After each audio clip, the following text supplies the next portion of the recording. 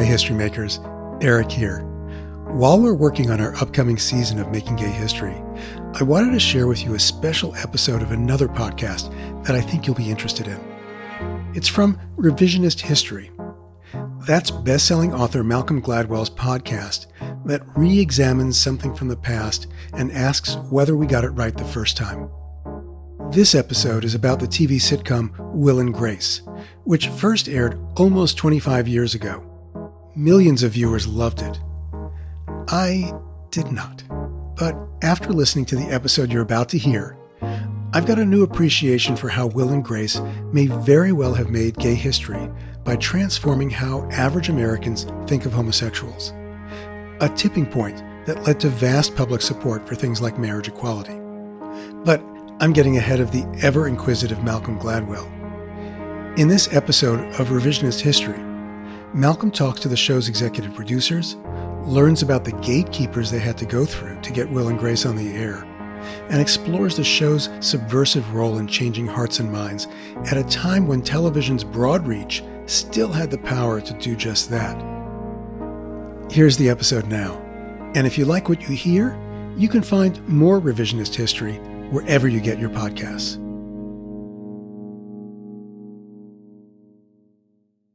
Oh, wait. Do we need to do this? Yeah. Put that in your left ear. Hi, Malcolm. You're Max. I'm Max. Max is Max Muchnick. The other voice is that of David Cohan.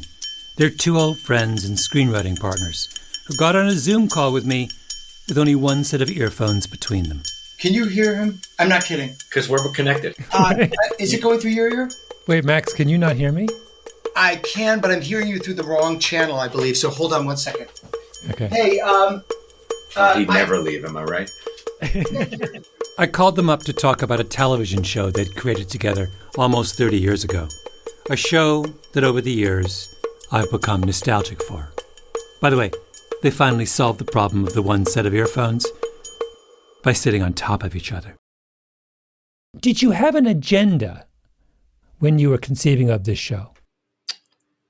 I'm going to say no. We really came at this purely from a writing standpoint, and specifically Sidney Pollack, who was a mentor of David, taught us a lot about writing and writing love stories. Yeah, and we were in his office one day, and he knew we were writing sitcoms at this point, and he said, a love story is over after the boy and the girl kiss. So if you can figure out a way to tell a love story where they don't kiss, you can have a show that would run for a very long time. Sidney Pollack was one of the greatest film directors of his generation. His point was that love stories require friction. It's only as good as the obstacles that prevent them from getting together. I remember him saying, boy, race isn't the obstacle anymore. Class isn't an obstacle anymore. You couldn't make Guess Who's Coming to Dinner in 1990. Where are the obstacles? And then when Max and I started working together, I was like, I got one. Yeah. My name is Malcolm Gladwell. You're listening to Revisionist History, my podcast about things overlooked and misunderstood. This episode is about obstacles and their value.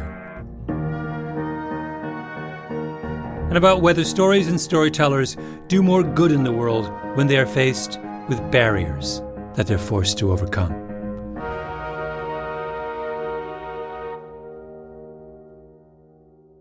David really was the one who was way more comfortable with the idea of exploring the relationship that I had with my high school girlfriend, quote unquote. The quote unquote girlfriend was named Janet Eisenberg. Oddly, a little sidebar story. Her father was the surgeon who amputated my diabetic grandfather's legs. And so we had a very bizarre connection to each other, but we were instantly friends. He would he would walk into her house and say to her father, where are the legs? Yeah. Where do you keep, what have you done with them? Dr. Eisenberg never liked that too much, but it was, an undeniable thing. She was very, very committed and interested in me, and I adored her, and I wasn't ready to deal with my truth at that time. It was the big secret. And in fact, in those days when you were gay and closeted, you actually thought, okay, how am I going to figure this out where I'm going to live a double life? When I told her I was gay, she said, I have to rethink everything about what I have been thinking and what I think I love and how I love. Every screenwriter knows that story always ends the same way on television. When the gay guy reveals to the female that that this is what he is and he loves what he loves, he is banished and punished, and she is the victim. But Janet wasn't the victim. They all became best friends again. And David and Max realized there was another way to do the story of the gay man and the straight woman who loved each other very much. The result was... Oh my God! I'm so excited! It's just me and you! You and me! We're the perfect team! Perfect team! Will and Grace. Sounds weird. Grace and Will. Now that sounds like a thing. Will and Grace. It ran on NBC for 11 seasons, starting in 1998, as part of NBC's vaunted must-see TV on Thursday nights. The character Will in Will and Grace was a lawyer. Grace was an interior designer. They shared an apartment in New York City with constant interruptions from Grace's assistant, the irrepressible Karen. What can I do? How can I help? What are we drinking? And Will's friend Jack, who functioned as the id to Will's superego. Can't stay for lunch. I'm just going to grab some money out of your wallet so I can grab a sandwich and a new sweater later. Together they argued, started relationships, ended relationships, kissed each other in endless comedic combinations. The whole merry-go-round set in motion by the premise laid down in the very first episode. Grace is about to get married, and her best friend Will talks her out of it. With her groom waiting at the altar, she and Will go to a bar to drown her sorrows. She's still in her wedding dress, and the patrons at the bar start egging them on. Hey, what about a toast to your lovely new bride? Will and Grace look at each other, make up vows in the moment, and think, maybe this could work. Will gets caught up in the moment, tries kissing Grace, hoping sparks will fly.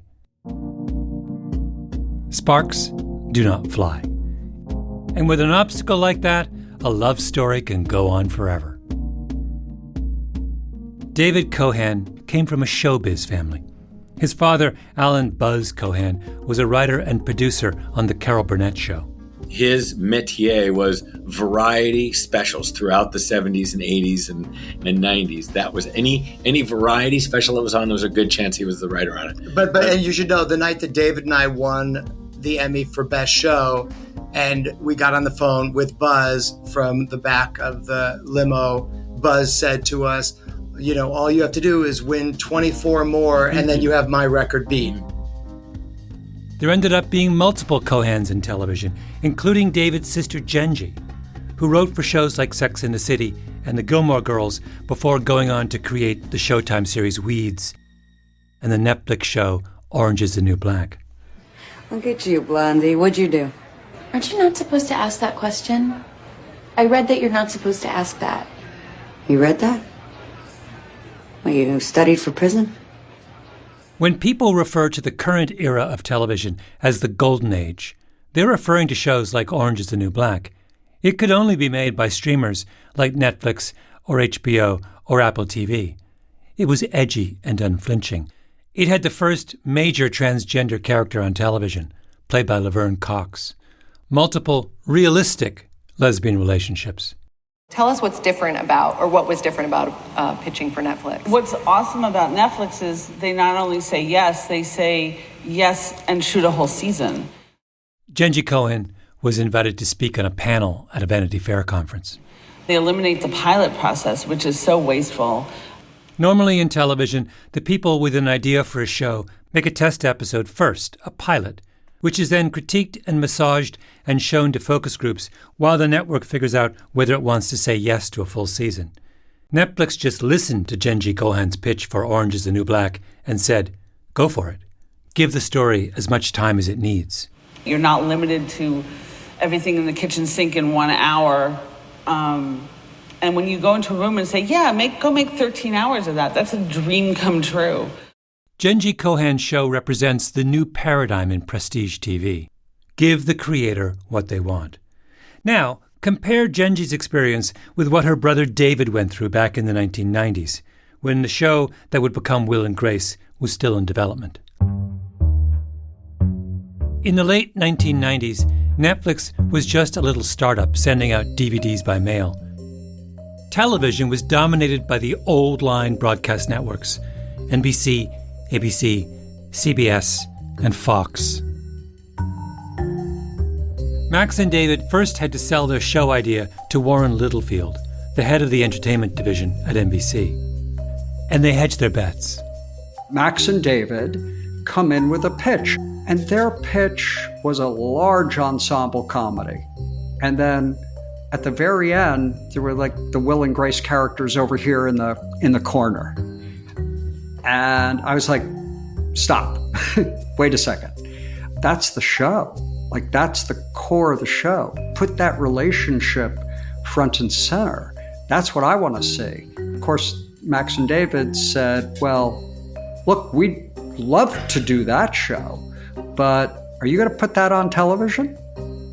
Good question, because this was NBC, a very staid, old-school television network, and one step up from Warren Littlefield was his very staid boss, Don Ohlmeyer. Then we get to Don Ohlmeyer going, you did what?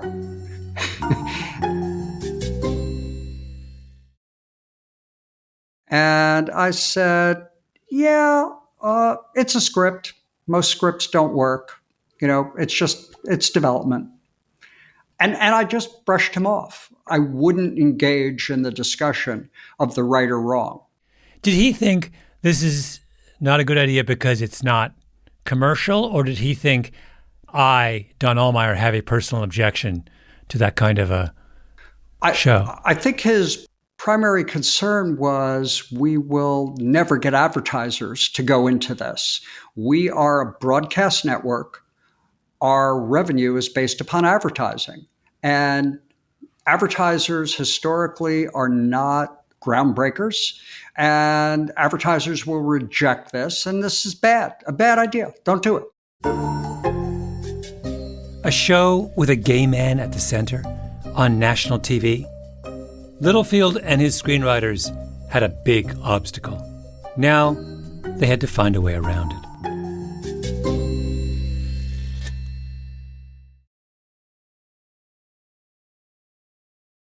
For the first several decades of its existence, American television was in the grip of what is commonly called mainstreaming. That's a term coined by the Hungarian-born scholar George Gerbner, who for 25 years headed the Annenberg School for Communication at the University of Pennsylvania. Gerbner was fascinated by American television in the 1960s and 1970s, when the limited number of options on television meant that a hit show could command huge audiences. Take the Western show Gunsmoke, which in the 1960s was the most popular program on television. It would routinely be watched by 40% of the households in America with a TV. You could sit next to a random person on a bus the morning after Gunsmoke came on and say, without further introduction, could you believe that part where Matt Dillon shot that guy? And the person sitting next to you would know exactly what you were talking about. George Gerbner said that kind of shared experience made television like a giant church, where the same message was preached night after night. It is comparable to a new religion, not to another medium. It's a total symbolic environment that includes art, science, government, all parts of knowledge. And that is steady, it is consistent, it is repetitive, and it is used as a ritual. Mainstreaming was what happened to those who worshipped in TV's giant church. So, take a hot-button issue from the late 70s or early 80s, like school busing, the forced integration of public schools. Conservatives hated busing. Liberals were much more likely to be in favor of it. Moderates were in the middle, which is what you would expect. But one of Gerbner's colleagues at the University of Pennsylvania, Larry Gross, took polling data about busing and broke it down according to how much TV people watched. Gross found that among heavy TV viewers, the differences started to disappear. Conservatives became a little more in favor of busing, liberals a little less in favor. Television viewing brought Americans closer together over time. That's mainstreaming. Democrats or Republicans or people who say they're liberal, the more television they watch, the more likely they are to say they're moderate. Larry Gross says how much TV you watch says as much about you as who you voted for. It predicts incredibly powerfully. If you watch a lot of television, you're more likely to say you're moderate, whatever your other views are. The moderating effect of TV viewing, in turn, has a moderating effect on the people making television.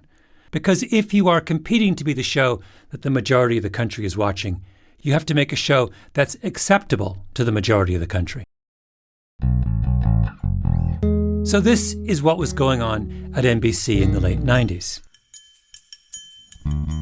When the network executive Don Ohlmeyer heard the pitch for Will and Grace, he heard an idea that was too far from the middle, the mainstream. It was not a television show, as people like him understood television to be at the time. David Cohen and Max Muchnick would have to moderate it. They start with the casting choices for the pilot. They cast Eric McCormick.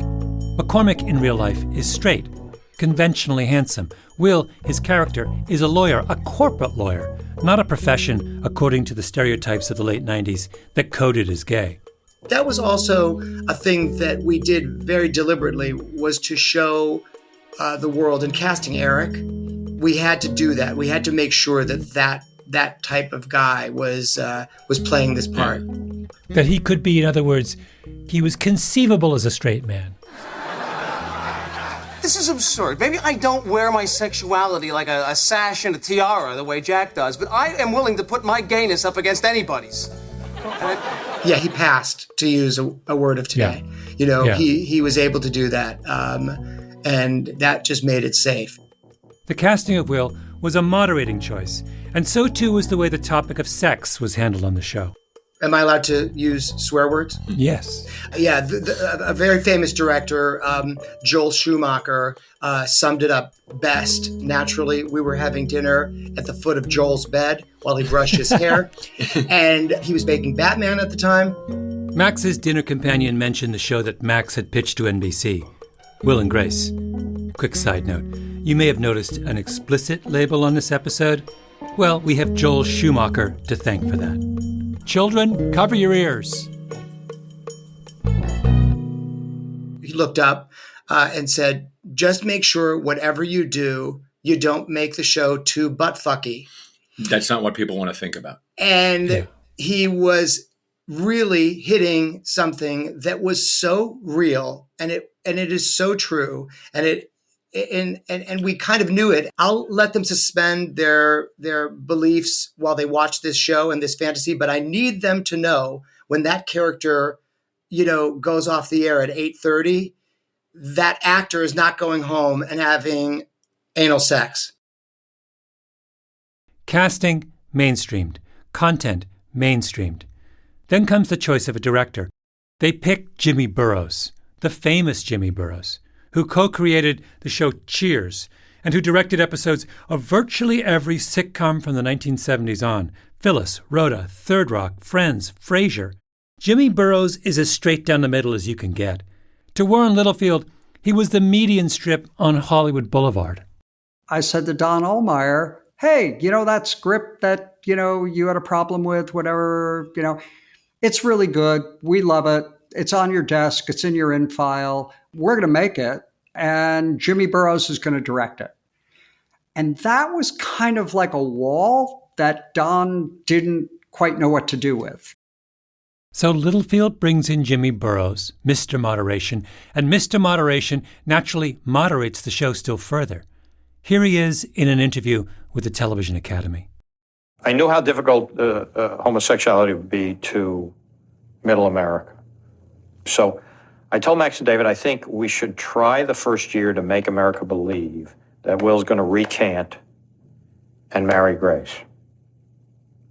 because that's what the show is. The show is a relationship, a sexual relationship without any sex.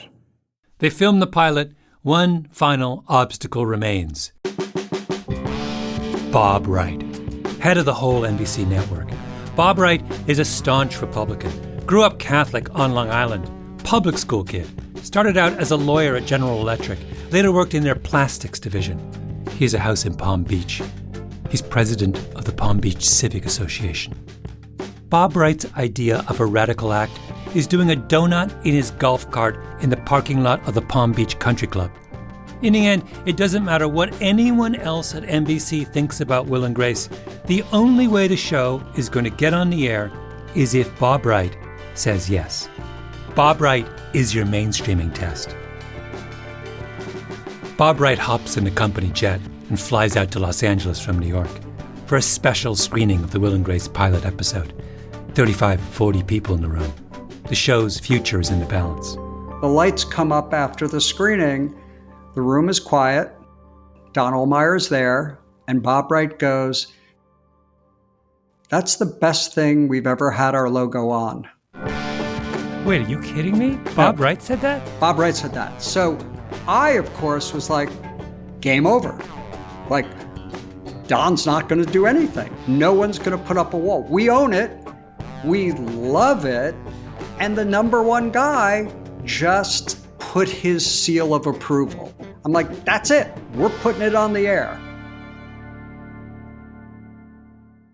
When Will and Grace first made it on the air, it was roundly criticized by gay and lesbian groups, and television critics too, all pointing out the ways in which the show's depiction of gay life was compromised in order to please the Don Ohlmeyers and Bob Wrights of the world.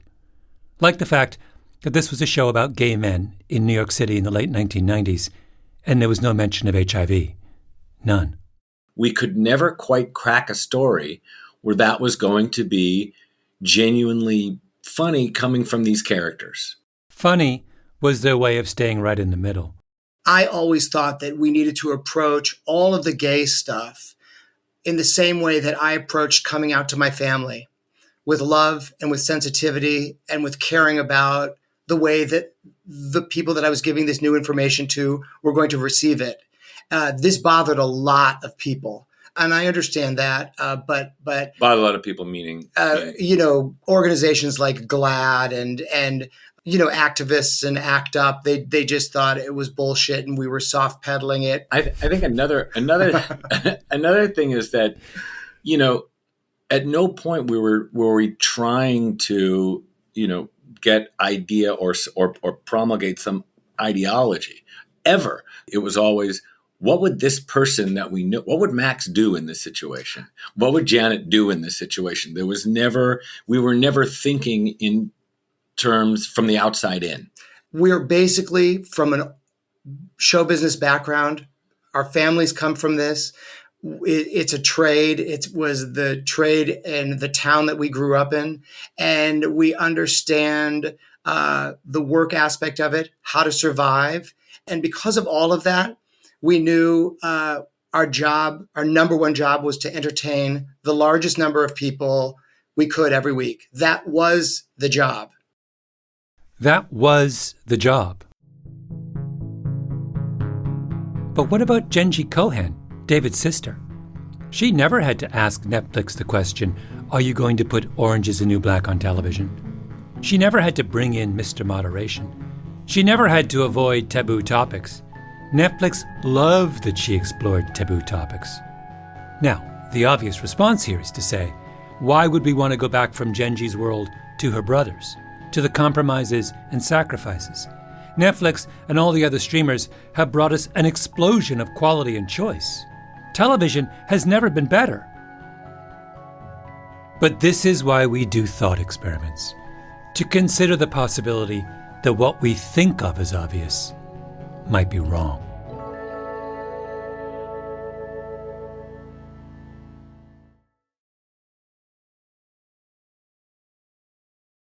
Television, like any medium, has a set of implicit storytelling rules. It is the case generally that television chooses to introduce controversial issues, for instance, through comedy.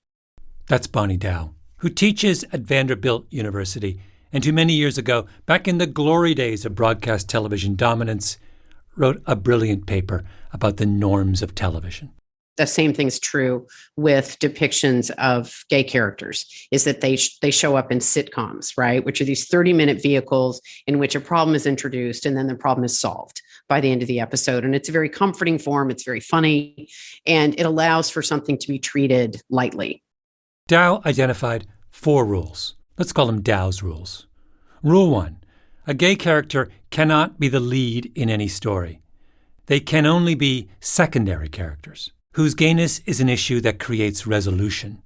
The narratives tend to be about how their revelation about their sexuality affects their relationships with straight characters, friends and family, coworkers, and how they are and how they become a sort of problem that has to be solved. Rule number 2, it's all about the straight people. Rule number 3, gay characters don't associate with other gay people. So they tend not to have gay friends. They tend not to go to gay events. Their gayness becomes this solely personal thing, right? And then finally, which is related to the thing that I just said, you rarely ever see or saw back in the day depictions of gay desire or gay sex, right? So these were people for whom the whole point really was, the whole point of their identity, the way it was depicted, was that they were sexually interested in their same gender, but yet you actually didn't see that being enacted. In her essay, Dow talks a lot about the sitcom Ellen. Starring the comedian Ellen DeGeneres, in the show's 4th season, Ellen comes out as gay, which was considered to be this epic moment in social progress. When you put one of these taboo topics onto prime time, people act as though the entire difficulty has been solved. Like, we used to be homophobic. We used to not represent GLBTQ characters. Now we have Ellen and everything's fine, right? Is sort of the narrative. And that's not true, right? That's just not true. There's a lot more work to be done. The film historian Vito Russo once surveyed 32 Hollywood movies from the 60s and 70s that had major gay characters.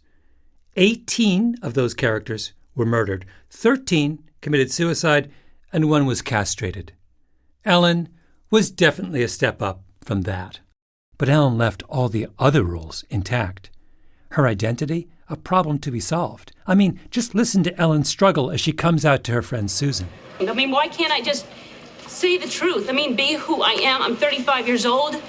I'm so afraid to tell people. I mean, Susan, I'm gay.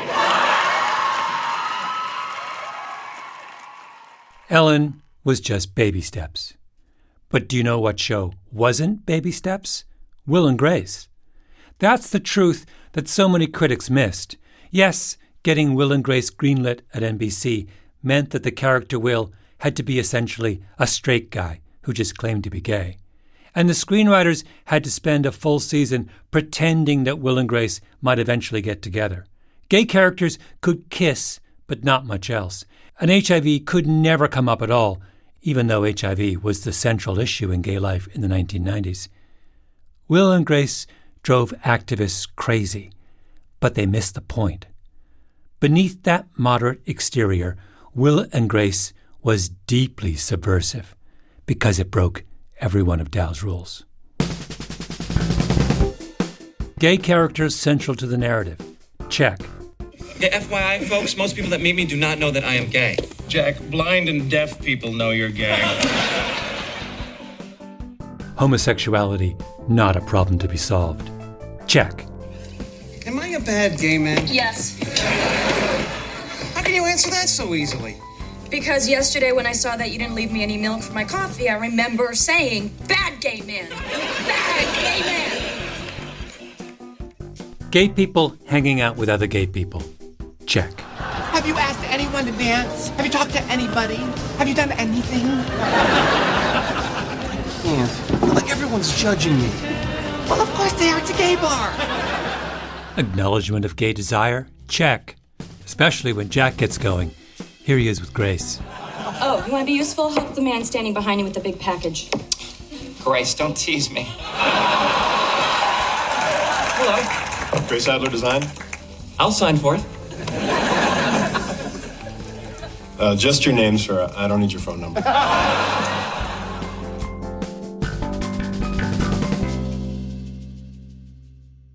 On the Thursday night lineup, just before Will and Grace, was Friends. Friends didn't break any rules. Nor did another stalwart of NBC's famous Thursday night, Seinfeld. Friends and Seinfeld are just variations on the theme of eccentric young white people implausibly living in vast New York City apartments. Will and Grace had eccentric people in a New York City apartment where something radical is happening below the surface. We knew that we had a win in the fact that there was an out gay man at the center of our show. And we were going to eventually, over time, show a very, very full life. Yeah, that people were choosing to identify with. To answer your question, I mean, that is how we slowly fed this gay conspiracy to the American public. Max is joking about gay conspiracy, of course, but only slightly. Because what happens during the very same period that Will and Grace is breaking all four rules? Something shifts in the culture. The idea that gay people are normal and that we shouldn't be afraid of them starts to spread. In the mid-90s, before Will and Grace, only a quarter of Americans were in favor of gay marriage. By the time the show was over, the percentage of those in favor of gay marriage had doubled. Now it's up to more than 70%.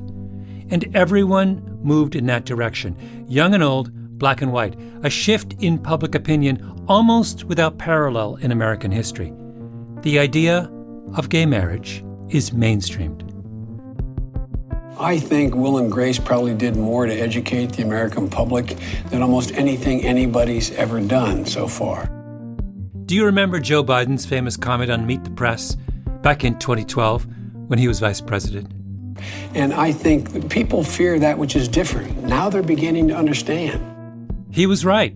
Even people on the other side of the gay marriage issue agreed. Listen to the former Republican Senator Rick Santorum, a longtime opponent of gay rights. Politics does not shape those issues. Popular culture shapes those issues. Particularly on the issue of marriage, look at it. The sexual revolution caused a big change in sexual mores in this country. But when it came to the issue of marriage and changing the definition of marriage, there was no change. None. Zero. For 30 years. And then a television show came on the air called Will and Grace.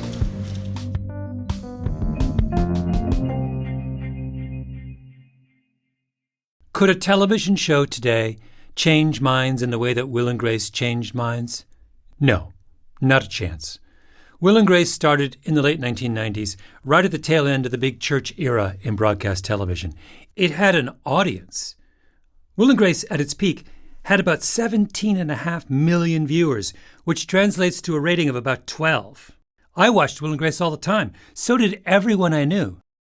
If you were in your late 20s or 30s in the early 2000s, you could sit down next to another young stranger on a bus on a Friday morning and say, "Can you believe that thing that Jack said to Karen last night?" That was the bargain you made in the old television paradigm. You allowed Don Ohlmeyer to scale back your ambitions and push you into the middle. But in return, you got to change the world, to reach people. I called up Brian Fuhrer to find out what rating for a sitcom would make a network executive happy today. Fuhrer is a senior vice president at the Nielsen Company, which has been providing ratings for the television industry for decades. I think if you get it at anything above a 5 or a 3 or 4, that would be wildly successful. Oh, wow. So like a network executive today having a conversation with a network executive in 1975 about what would make them happy, they wouldn't even be speaking the same language. No, it's totally different. There's a funny thing. The guy who creates Will and Grace, his sister is the person who created Orange is the New Black. And so it's a wonderful little comparison point. So I'm curious, can we estimate the viewership of something like Orange is the New Black? It would have done about a 1 rating for all the episodes, across Netflix, maybe across the first week after a new season was released. At best, Orange is the New Black could have had a rating of 1. And that made it a hit for its time. The peak rating for Will and Grace was 12. David got a 12. His sister got a 1. And if you're Netflix and the stakes for each of your shows are so small, why bother trying to play the mainstreaming game at all? Now, there is no suit in the corporate office who pushes you to the middle. No big boss who has to fly out from New York to give the okay. Instead, you get told, go and make art. And when you come back with your little bit of unfettered creative genius, Netflix throws it on their platform, along with its thousands of other offerings, where it is recommended to those Netflix subscribers who, on the basis of their previous viewing choices, are guaranteed to agree with every edgy thing your show has to say. We have redeemed television's soul at the price of its impact. Do me a favor, go back and watch a few episodes of Will and Grace. We will never see anything like that again.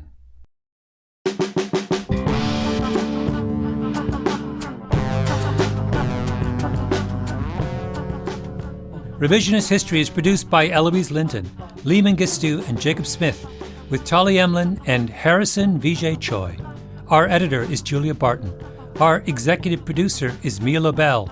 Original scoring by Luis Guerra, mastering by Flawn Williams, and engineering by Nina Lawrence. Fact-checking by Keisha Williams. I'm Malcolm Gladwell.